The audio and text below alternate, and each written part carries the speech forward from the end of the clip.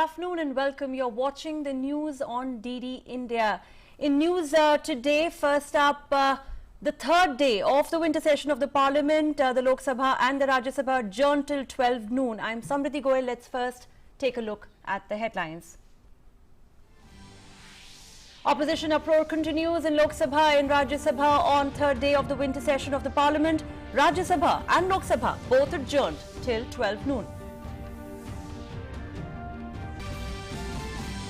New guidelines for international travellers come into force from midnight. RT-PCR test on arrival mandatory for travellers from high-risk nations.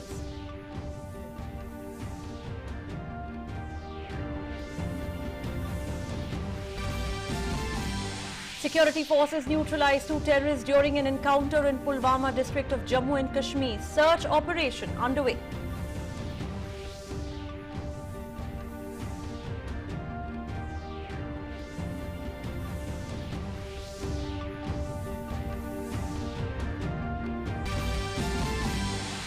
Stock markets rebound after India's GDP grows at 8.4% in Q2, marking 4th consecutive quarter of expansion. Sensex sees a massive jump in the opening trade.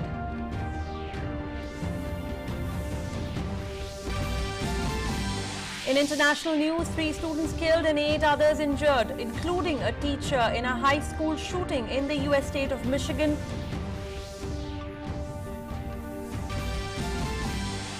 And in hockey, defending champions India to take on Belgium today. The quarterfinals of the ongoing Junior Hockey World Cup being played in Bhubaneswar. India had secured 2nd position in their pool.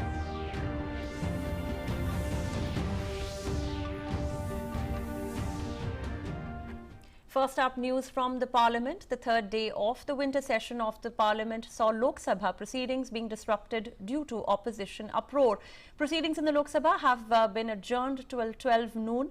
During the question hour, Congress and DMK MP staged a walkout, and now the House has resumed its business after being adjourned till 12 noon. Legislative business is continuing in the Lok Sabha. Rajya Sabha also was stalled due to opposition uproar on the third day of the winter session of the Parliament. The upper house proceedings saw repeated adjournments, and now the House has been adjourned till 2 p.m. The leader of the opposition in the Rajya Sabha, Mallikarjun Kharge, has said that he is demanding the revocation of suspension of 12 opposition MPs of the upper house. Kharge said that he has written a letter to Rajya Sabha chairman requesting him to revoke the suspension of members. देखिए, हमारा फर्ज है कि कानून के तहत अपनी लड़ाई लड़ना, और हमने इसमें बताया है कि अपने लेटर में कि कानून के तहत ये जो सस्पेंशन हुआ ये ठीक नहीं है. हम उनसे विनती कर रहे हैं, जो हुआ वो हुआ है, वो भूल जाइए, सब मिलके देश के हित में, जनता के हित में काम करेंगे. Maharashtra government has issued revised guidelines for travellers on international flights as well as domestic passengers in view of the risks posed by the new coronavirus variant Omicron. Now, as per the guidelines, all international passengers will have to furnish details of countries they have travelled to in the last 15 days. Domestic passengers must carry an RT-PCR negative report.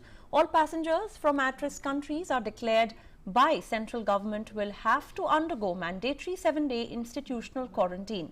RT-PCR tests will be carried out on days 2, 4, 7, and in case all tests are negative, the passengers will have to undergo further mandatory 7 days home quarantine. Passengers from other countries will also undergo an RT-PCR test. If found negative, will have to undergo 14 days home quarantine. In case the domestic travellers all must carry an RT-PCR negative test report of a test done within 48 hours of arrival. Now, the travellers from the above mentioned countries need to submit a sample of the post-arrival COVID-19 test at the point of arrival, and this is in fact going to be self-paid. Such travellers will be required to wait for their test results at the arrival airport before leaving or taking a connecting flight.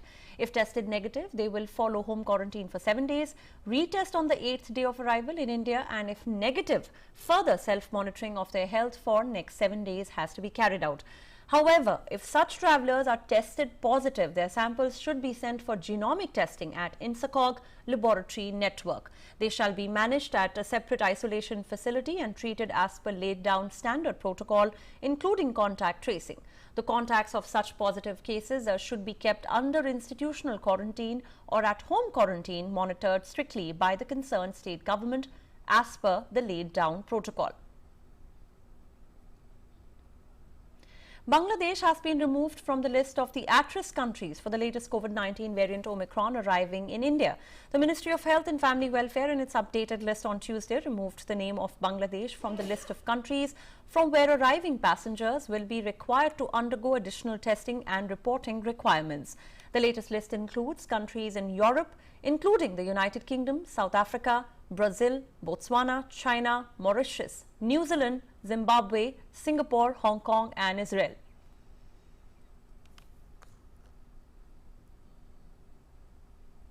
Now let's take an update on the COVID situation as well as vaccination status across the country. 124.10 crore vaccine doses have been administered so far under the nationwide vaccination drive. India's active case load, less than a lakh after 547 days, currently stands at 99,023 active cases. Active cases account for less than 1% of the total cases and currently at 0.29% and lowest since March 2020. The recovery rate currently is at 98.36% and this is the highest since March 2020. 10,207 recoveries in the last 24 hours increases total recoveries to 3,40,28,506. 8,954 new cases in the last 24 hours have been registered. Daily positivity rate of 0.81% is less than 2% for the last 58 days. The weekly positivity rate is at 0.84% and this is less than 1% for the last 17 days. 64.24 crore total tests have been conducted so far. Now more than 137 crore vaccine doses have been provided to the states and union territories so far. More than 24.16 crore balance and unutilized vaccine doses are still available with the states and the union territories. Moving on, in other news, 2 terrorists of the Jaish-e-Mohammed have been killed in a gunfight in Kasbayar area in South Kashmir's Pulwama district. The forces had laid siege around Kasbayar during pre-dawn hours after having specific information about the presence of some terrorists. As the joint team of forces moved towards the suspected spot, the hiding terrorists started firing on the forces, which was retaliated, triggering off an encounter.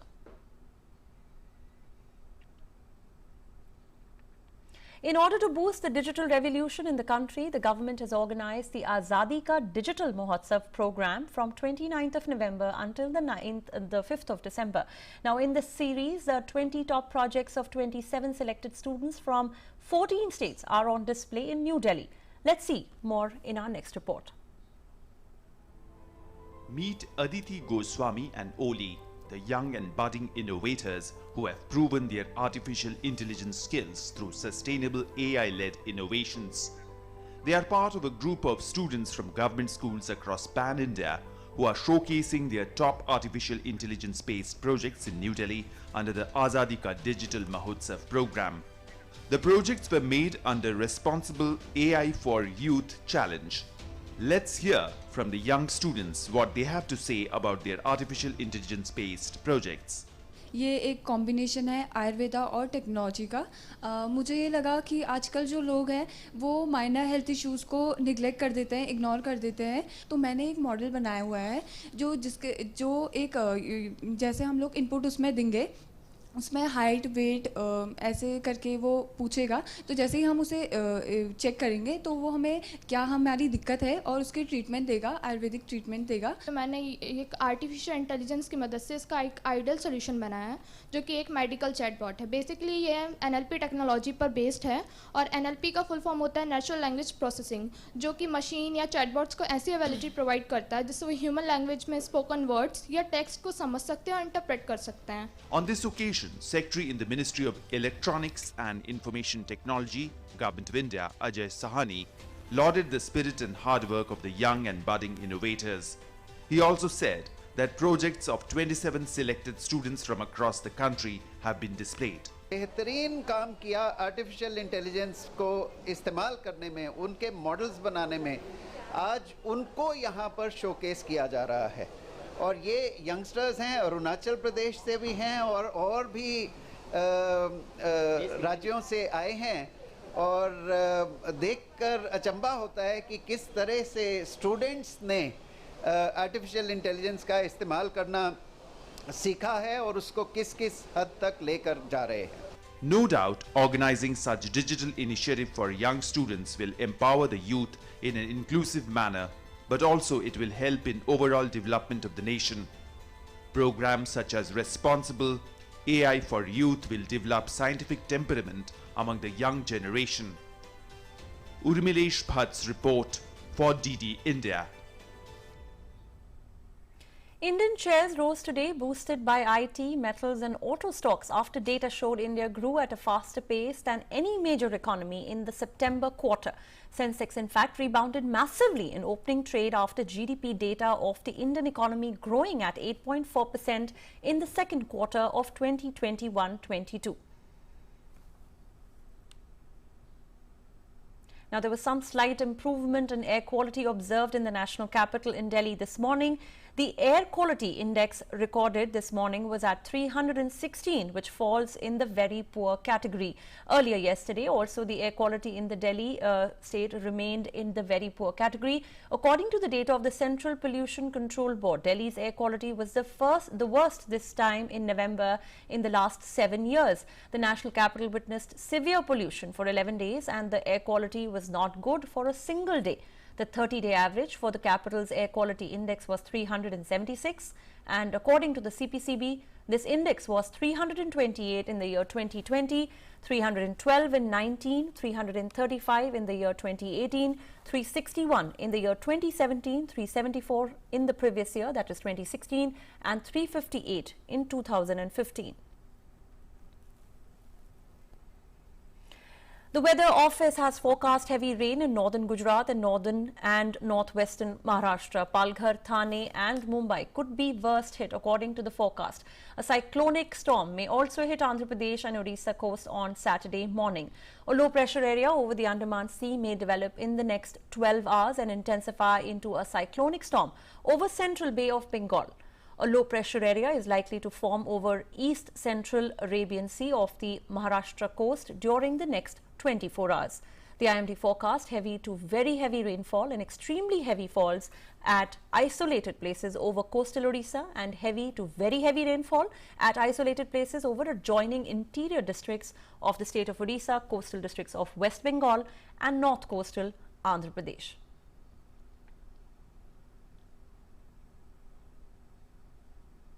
The Border Security Force is celebrating its 57th Raising Day today. The event is observed on the December 1st annually. The paramilitary force was raised on December 1st, 1965, and it is a paramilitary force charged with guarding India's land border during peacetime and preventing transnational crimes. The Prime Minister has greeted on the BSF Raising Day, and in a tweet he said, and I quote, "BSF is widely respected for its courage and professionalism. The force makes a significant contribution towards securing India and is in fact also at the forefront of many humanitarian efforts in times of crisis and calamities." Prime Minister Narendra Modi tweeted about it, and he also tweeted on Nagaland's Statehood Day and greeted the people of Nagaland, and in a tweet he said, Greetings to the wonderful people of the state. Naga culture personifies valor and humane values. The people of Nagaland are making rich contributions to India's growth. I pray for Nagaland's progress in the years to come.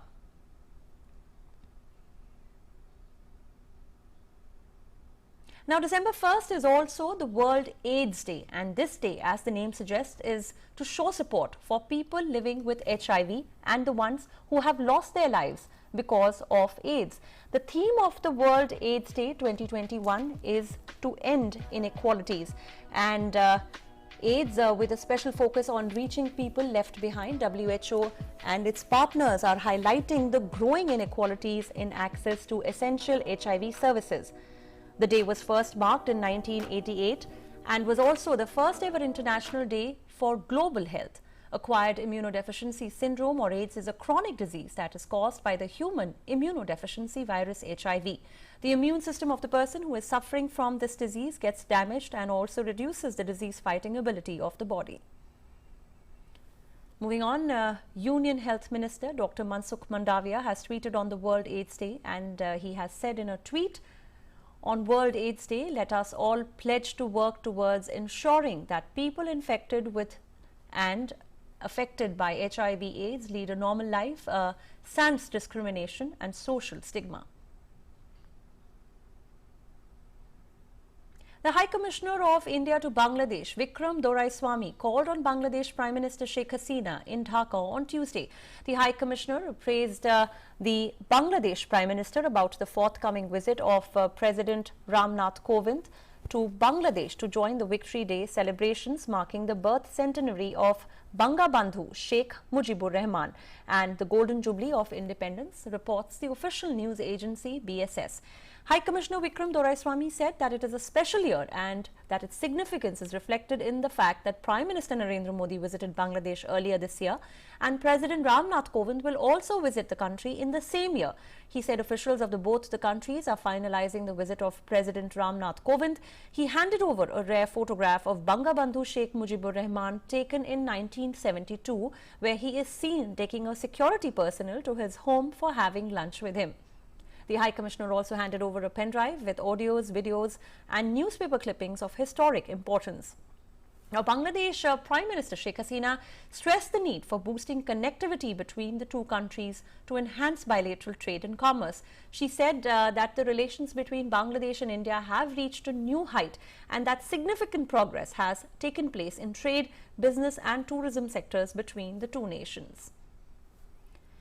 And now moving on, the docking of the Europa passenger liner in Cape Town was meant to be a ribbon-cutting celebration marking the official start of the cruise ship season in South Africa's top tourist hub, the first since the COVID-19 pandemic hit.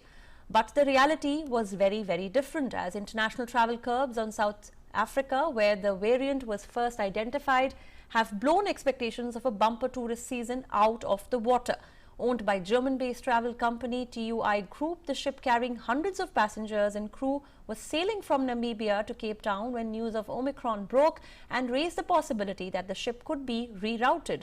The multi-story luxury liner is the first to dock at Cape Town since South Africa imposed a total ban on all cruise ships entering local ports in March 2020. A succession of tough lockdown curbs has hammered the local tourism sector dependent on foreign tourists. Now, the ship was originally meant to stay in port until December 2nd before departing. And now let's take a look at the updates on COVID-19 from across the world.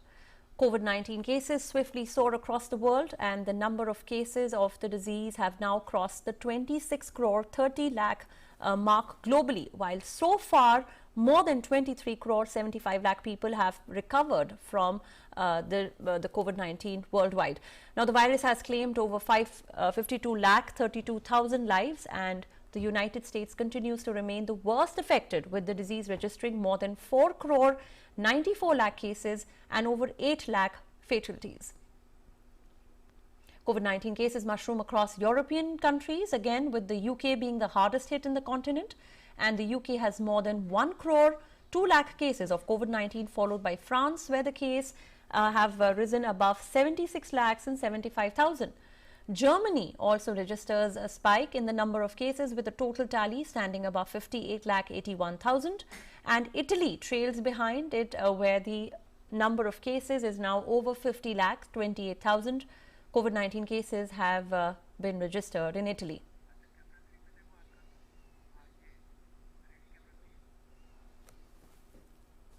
US infectious disease expert Dr. Anthony Fauci said that it is difficult to ascertain whether the COVID-19 Omicron variant will lead to severe disease, and said preliminary information from South Africa indicated it did not lead to unusual symptoms. Fauci was speaking during a White House COVID task force virtual briefing.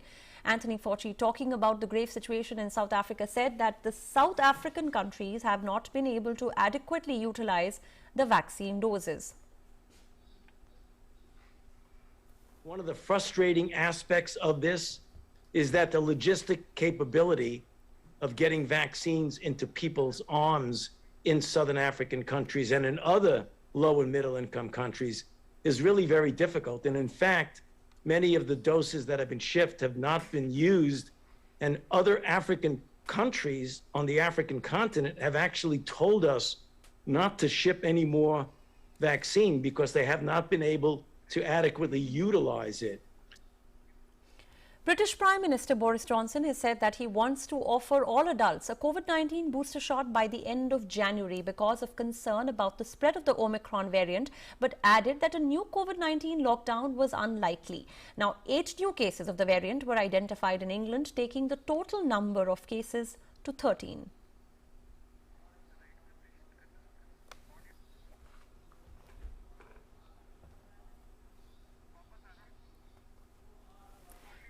Amid Omicron variant of COVID-19 frightens the world, Canada has mandated a COVID-19 test for all passengers on their arrival from all nations except from the United States. Ottawa is also expanding a ban on travellers from Southern Africa to cover 3 more nations, bringing the total tally to 10 now. The country has identified 7 people with the new variant. Canadians and permanent residents who have been in the 10 countries, even those who are fully vaccinated, must also be tested before entering Canada.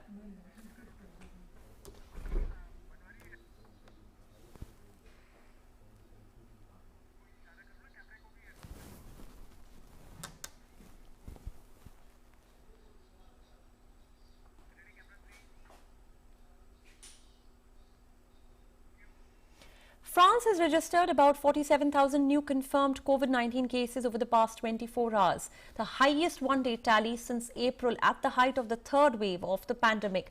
The latest data will push the cumulative total of cases in France since the start of the pandemic to 7.67 million, and the 7-day moving average of new infections well over 32,000. Now, during the 3rd wave in the spring, the 7-day average briefly rose above 42,000. On 8th of April, France recorded nearly 85,000 COVID-19 infections, and authorities say the vast majority of COVID-19 patients now in the hospital have not been vaccinated. About 75% of the French population has now fully been vaccinated. Meanwhile, France's health regulator on Tuesday backed vaccinating fragile children aged 5 to 11 against COVID-19 if they were at the risk of developing a serious form of the disease or if they lived with vulnerable people. Inoculating children and young people who can unwittingly transmit COVID-19 to others is considered a critical step towards taming the pandemic. In Germany and the Netherlands, kids now account for the majority of the cases.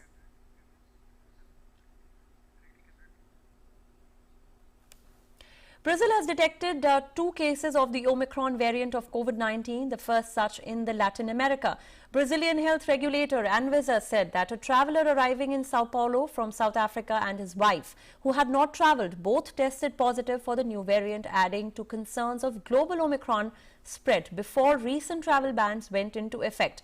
The health regulator further said that the samples will be sent for a second confirmatory analysis. Brazil was among the world's one of the most affected countries with the disease. Brazil has more than 2 crore 20 lakh cases of COVID-19, with fatalities crossing 6 lakh 14,000. Now, in the United States, in a tragic news, a 15-year-old boy killed 3 fellow high school students and wounded 8 other people upon opening fire with a semi-automatic handgun at a Michigan high school on Tuesday. One of those wounded was a teacher and the remainder were students at the Oxford High School in Oxford, Michigan, about 40 miles north of Detroit. Oakland County Sheriff's Office stated that the suspect was immediately arrested by the police. However, the motive of the shooter was unknown. The suspect divulged nothing to police and demanded his right to a lawyer upon being advised not to speak by his parents.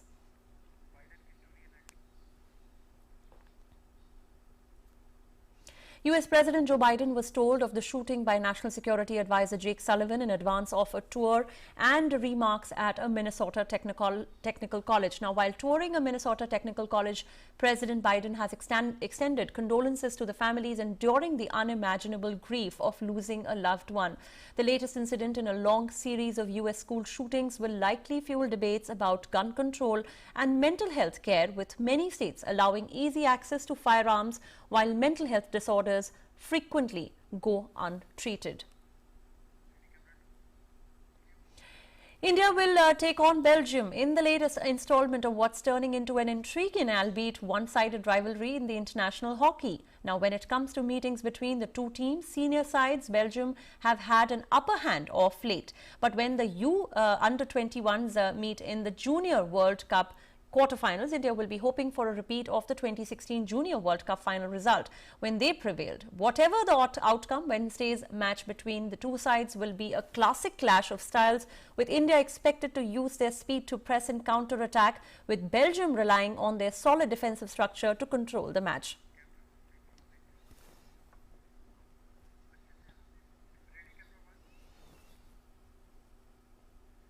And that's all we have for you in the news for now. News continues on DD India. Do stay tuned in. Thanks for watching.